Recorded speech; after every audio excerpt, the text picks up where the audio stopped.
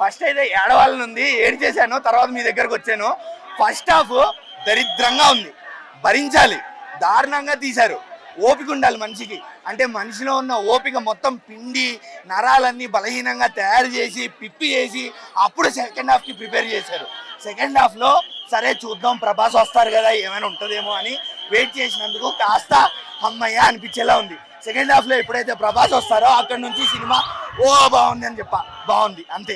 ఎందుకంటే ప్రభాస్ క్యారెక్టరైజేషన్, స్టోరీకి లింక్, కన్నప్ప ఎందుకు శివుడికి రియలైజేషన్ అవుతాడు, శివభక్తుడికి ఎలా మారుతాడు, ప్రభాస్ క్యారెక్టర్ అక్కడ చాలా ఇంపార్టెంట్ రోల్ ప్లే చేసింది. అండ్ బాహుబలి సినిమా తర్వాత మన ఇండస్ట్రీలో ప్రభాస్ గారు బాగా కనిపించారంటే ఈ సినిమాలోనే. ఆయన ముందు సినిమాలన్నీ తీసేయండి, డిఓపికి హ్యాట్స్ ఆఫ్. ప్రభాస్ గారు మాత్రం చాలా బాగా కనిపించారు. ప్రభాస్ వచ్చిన దగ్గర నుంచి సినిమా బాగుండింది, స్టోరీ ముందుకెళ్ళింది కరెక్ట్గా. అప్పుడు భక్త కన్నప్ప సినిమా చూస్తున్నట్టు అనిపించింది. అంతేగాని ఫస్ట్ హాఫ్లో రొమాంటిక్ సీన్లు పెట్టి వార్ సీన్లు పెట్టి అన్న యాక్షన్ సీక్వెన్సెస్ ఏందన్నా బాబు, 10th క్లాస్ పిల్లలు కొట్టుకుంటున్నట్టుండే. ఆ విఎఫ్ఎక్స్ ఏందన్నా బాబు, అమీర్పేట వాళ్ళు కాదు 10వ తరగతి చదువుతున్న పిల్లలు కూడా తీస్తారు ఆ విఎఫ్ఎక్స్ ఏఐ నేర్చుకొని. అంత దారుణంగా ఉన్నాయి.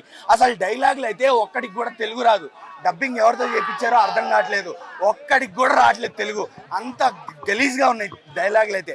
అక్షయ్ కుమార్ గారి యాక్టింగ్ మాత్రం చాలా బాగుండింది, ఆయన శివుడి లాగా మాత్రం బాగా సెట్ అయ్యారు, ఆ విషయం ఒప్పుకోవాలి.